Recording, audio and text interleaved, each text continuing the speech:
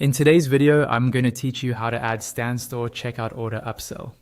By the end of this walkthrough, you'll know exactly how to attach an upsell or order bump to one of your products so you can increase your revenue without making your checkout process more complicated.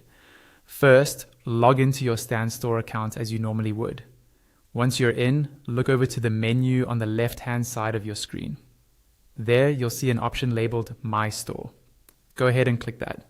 This takes you to a page where you can see your store header along with a list of all the products you currently have set up in your store. From this list, decide which main product you want to add an upsell to. This is the product customers will see first at checkout. Click on that product to open its editor.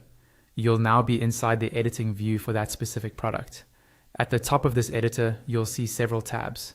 Look for the tab labeled Options and click it. Inside the options section, scroll until you find the area labeled Order Bump. Click this section to expand it. Here you'll see a toggle to enable or disable the Order Bump feature. Switch on Enable Order Bump. Once it's turned on, a drop-down box will appear. Click that drop-down, and from the list, choose the product you want to use as your upsell.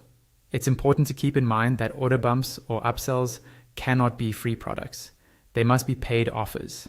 Specifically, they need to be either a digital download, a course, or a community product.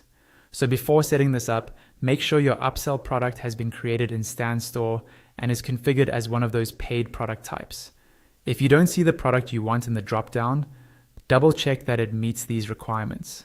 Once you've selected the correct upsell product from the dropdown and confirmed everything looks good, you're ready to save your changes. Look to the bottom right corner of the page and click the Publish button. After you click Publish, wait a moment for the page to reload. When it's done processing, you should see a confirmation message appear at the top of the screen, letting you know your changes have been saved successfully. At this point, your checkout order upsell is active. The next time a customer goes through checkout for that main product, they'll see the upsell offer you just configured.